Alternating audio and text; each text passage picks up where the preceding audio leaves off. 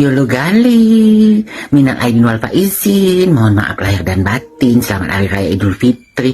Mau nanya nih Mak Ulan di Paris, yang jadi tersangka katanya minta penangguhan sehabis lebaran, itu gimana sih kabar beritanya? Kenapa itu? Kok adem anyep gitu loh? Kenapa ini? Apakah hukum itu tebang pilih? Coba kita pertanyakan dengan Bareskrim, dengan Kapolri, dengan Mabes, dan Kapolda Metro Jaya. Kenapa ini? Apakah ada backing-backingan gitu loh? Ya, gitu. Hukum kok jadi tajam ke bawah, tumpul ke atas? Gimana dong, Yolo Gali? Coba dong berinfonya buat Mak Ulan di Paris, oke? Ada satu gerombolan kok kebusukannya pada muncul dengan sendirinya ya. Nggak habis fikri. Ini gua harap kalian belajar dari kejadian ini ya. Tipikal penipu itu ya kayak gini. Kalau produknya direview jelek sama orang lain, maka dia akan menyerang dengan pencemaran nama baik, bukan malah fokus memperbaiki produknya. Jadi ya orientasinya kelihatan banget, bukan pada produknya, tapi omsetnya doang. Lagi-lagi ya gitu cara nyerangnya, cari-cari kekurangan orang lain, cari-cari kesalahan orang lain.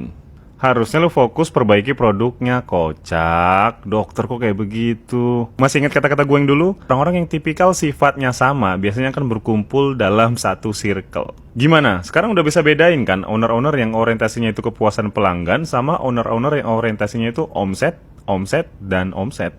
Karena dengan membeli produk mereka, sama aja kalian membiayai dan memakmurkan para buzzernya. Nah gimana? Gampang kan? Henny ya. Pokoknya jangan bikin produk di Henny, di pabriknya Henny. Dia tuh culas, dia penipu. Emang nih Bu Henny juga nih nawarin waktu itu sama gue, waktu gue datang ke pabriknya. Kamu jualan etiket biru aja, Bu Henny, gue bukan dokter ya. Gue bukan dokter, semua lu tawarin etiket biru ya. Emang keterlaluan lu ya.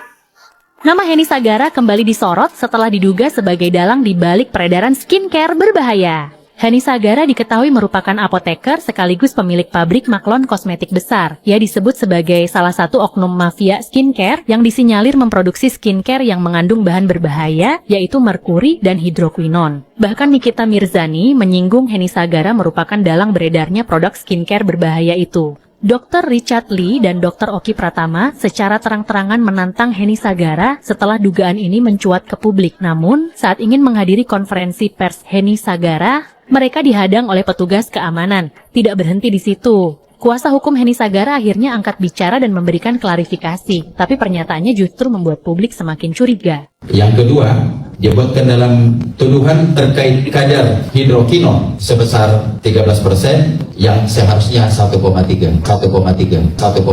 Jadi kami sudah, mana buktinya? Coba buktinya. Kalau yang sebenarnya dari perizinan dari BPOM itu harusnya ya memang tidak mengandung. Richard Lee pun menganggap pernyataan tim kuasa hukum Henny Sagara itu sebagai bukti pengakuan kuat bahwa produk kosmetiknya memang mengandung hidroquinon, bahan berbahaya untuk kulit. Lalu, apakah ini pertanda kebusukan industri skincare mulai terungkap? Hei Anda yang merekam-rekam ya? Merekam diam-diam ya? Tanpa sepengetahuan ya? Terus diedarkan ya? Siap-siap, Anda bisa kena pasal. Ada pasalnya loh. Pasal 30 tahun 2016 kayaknya deh. Dan itu hukumannya 10 tahun penjara. 10 tahun dan dendanya 800 JT. Semakin ini gak sih? Semakin mengabu-ngabu gak sih? Ya kan? Siapakah jika ada yang dirugikan dia akan bisa dituntut 10 tahun penjara kalau anak-anak udah kelas 3 SD tuh ya. Ya siap-siap aja ya guys. Siap-siap. Siapakah yang siap-siap? Gak tahu. Wah, Sheila Saukia nih emang gak bisa lepas dari bikin heboh ya? Dengar-dengar, Sheila bawa-bawa nama Bella Shofie dalam urusan mafia skincare. Padahal, Bella sendiri udah tegas bilang gak kenal sama dia. Dan pas diklarifikasi, bukannya ngasih bukti, Sheila malah jawab santai. Gak perlu dicari sayang, ada aku di sini. Hah? Apaan tuh? Kayak ngajak ribut aja. Terus, dia berusaha ngebelain diri dengan bilang semua yang dia omongin itu benar.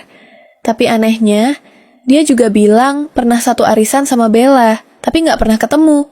Lah, gimana sih? Kenal, tapi nggak pernah ngobrol? Abis itu, dia coba ngeyakinin orang kalau nggak ada masalah antara mereka. Katanya sih, semoga kita tetap baik-baik. Tapi kok malah kesannya kayak udah bikin ribut duluan, baru ngomong gini. Ini kan kayak orang yang bikin masalah, terus bilang, udahlah, nggak usah dibesar-besarin. Heh, lucu banget. Bella yang lagi sibuk jualan skincare, malah ketiban gosip nggak jelas. Jadi sebenarnya siapa nih yang butuh perhatian? Sebelum ngomong, coba dipikirin dulu deh. Jangan sampai makin bikin orang sebel. Kasusnya si Agus sedih kau nimbrung. Sampai-sampai kau suruh Teh Nopi itu untuk tes urin. Udah dia tes urin, kau suruh tes rambut. Kau yang mengatakan kalau Teh Nopi itu pakai narkocoy kan. Muncul lagi kasusnya NM, kebetulan kau musuh bubuyutan dari zaman batu ya kan. Nimbrung lagi kau. Padahal kasusnya si Agus sedih kemarin nggak tahu kayak mana keujungannya itu. Hilang kau dari peredaran ya kan. Menghilangkan jejak kaki kau. Bapak RK kesandung kasus sama enong-enong, kau nimbrung. Awal-awal kau itu sosok mau tidak netral, tapi muncul kau mengatakan netral. Netral. Dari kalimat kau aja nampak kali kau itu keberpihakan. Satu pun yang kau nimbrungin, setiap permasalahan orang gak ada yang clear, gak ada yang kelar. Urusin aja yang lain. Contoh mungkin menggalang dana untuk korban bencana, korban banjir. Agus sedih kena musibah dan kebetulan ada di sana orang yang gak kau sukai, kau nimbrung. Di perseteruan antara ular dengan buah terlarang, kau nimbrung karena ada musuh kau di dalam juga. Semua kau timbrungin tapi satu pun gak clear kau bikin. Sok paling tahu kehidupan orang, sok paling tahu aibnya orang. Bahkan kasus dan perjalanan kehidupan orang sok paling hafal. Padahal dia juga hanya mendengarkan cerita dari katanya-katanya, ujung-ujungnya apa? Ya udahlah, biarkan aja waktu yang menjawab. Banyak yang DM aku, banyak yang ngetek aku. Kak, Miss Gossip nyinggung-nyinggung Nikmir tuh. Nah, baru kali ini aku lihat dan aku ladeni. Siapa sih Miss Gossip ini? Terus aku kepoin lah akun dia. Rupanya ikan pesut. Jelong kali, sumpah jelong kali Miss Gossip ini. Miss Gossip, tolong itu hijabnya tolong dikondisikan hijabnya tolong. Terus pakaianmu tolonglah dikondisikan nggak sesuai. Pakaianmu kayak apa ya?